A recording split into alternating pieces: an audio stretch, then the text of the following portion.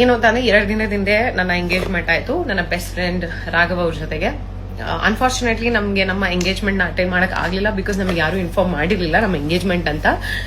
ಒಂದಷ್ಟು ಪೇಜಸ್ ಅವರು ನಮ್ದು ಬರ್ತ್ಡೇಗೆ ಅಂತ ಹಾಕಿದ ಫೋಟೋಸ್ಗಳನ್ನ ತಗೊಂಡು ಇವ್ರದ್ದು ಎಂಗೇಜ್ಮೆಂಟ್ ಆಯ್ತು, ಇವ್ರ ಬಾಯ್ ಫ್ರೆಂಡ್ ಇವರು ಅನುಶ್ರೀ ಅವ್ರ ಮದ್ವೆ ಆಯ್ತು, ಈಗ ಅನುಪಮನ್ ಎಂಗೇಜ್ಮೆಂಟ್ ಆಗಿದೆ ಅಂತ ಎಲ್ಲ ಕಡೆ ಹಾಕ್ತಾರೆ. ಬಟ್ ನಂಗೆ ಬೇಸರ ಆಗಿದೆ ಏನಂತ ಅಂದ್ರೆ, ಇಷ್ಟೆಲ್ಲ ನಮ್ಗೆ AI ಎಲ್ಲ ಇರ್ಬೇಕಂದ್ರೆ, ನಾವ್ ಇಷ್ಟೆಲ್ಲ ಮುಂದುವರೆದಿರ್ಬೇಕಂದ್ರೆ ಅಟ್ಲೀಸ್ಟ್ ಒಂದ್ ಒಳ್ಳೆ ಇಮೇಜ್ ಕ್ರಿಯೇಟ್ ಮಾಡಿ, ರಿಂಗ್ ಹಾಕೋ ತರ ಒಂದ್ ಇಮೇಜ್ ಏನಾದ್ರು ಇಟ್ಟು ನಮ್ಗೆ ಕಂಗ್ರಾಚುಲೇಷನ್ಸ್ ಅಂತ ವಿಶಸ್ ಕಳ್ಸಿದ್ರೆ ಇನ್ನು ಖುಷಿ ಆಗಿರೋದು. ಬಟ್ ಇನ್ನೂ ಟೈಮ್ ಇದೆ, ಬೇಕಿದ್ರೆ ನೀವು ಅದೇ ತರ ಮದ್ವೆ.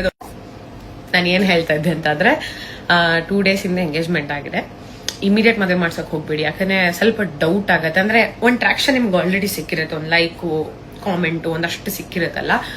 ಇಮಿಡಿಯೇಟ್ ಮಾಡಿದ್ರೆ ಅದು ಚೆನ್ನಾಗ್ ಅನ್ಸಲ್ಲ. ಒಂದ್ 2 months ಬಿಟ್ ಮಾಡಿ, ಮತ್ತೆ ನಿಮ್ಗೆ ಒಳ್ಳೆ ಟ್ರಾಕ್ಷನ್ ಸಿಗತ್ತೆ, ಜನ ಎಲ್ಲ ನೋಡ್ತಾರೆ, ಶೇರ್ಸ್ ಆಗತ್ತೆ, ನಮ್ಗಳಿಗೂ ಬರುತ್ತೆ ಅದು.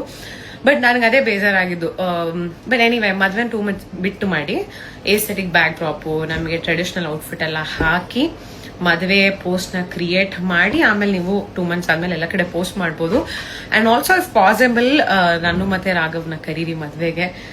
ಖಂಡಿತವಾಗ್ಲೂ ಬಂದು ನಾವು ಅಟೆಂಡ್ ಮಾಡ್ತೀವಿ. ಖುಷಿ ಆಗತ್ತೆ ನಮ್ಗೆ, ನೀವು ಇಷ್ಟೆಲ್ಲ ಇಂಟ್ರೆಸ್ಟ್ ತೋರಿಸ್ತಿರಲ್ಲ, ಒಂದು ಲೈಕ್ಸ್ಗೆ, ಕಾಮೆಂಟ್ಸ್ಗೆ, ನಿಮ್ ಪೇಜ್ ಸ್ವಲ್ಪ ರೀಚ್ ಆಗ್ಲಿ ಅನ್ನೋ ಕಾರಣಕ್ಕೆ ಇಷ್ಟೆಲ್ಲ ಬೇರೆಯವ್ರ ಪರ್ಸನಲ್ ಲೈಫ್ ಇಂಟ್ರೆಸ್ಟ್ ತೋರಿಸ್ತೀರಾ, ಎಂಗೇಜ್ಮೆಂಟ್ ಅಲ್ಲಿ ಇಂಟ್ರೆಸ್ಟ್ ತೋರಿಸ್ತೀರಾ. ಸೊ ನನ್ ಮದ್ವೆಲಿ ಎಷ್ಟು ಇಂಟ್ರೆಸ್ಟ್ ತೋರಿಸ್ತೀರಾ ಅಂತ ನೋಡಕ್ ಆಸೆ. So please invite us. Thank you.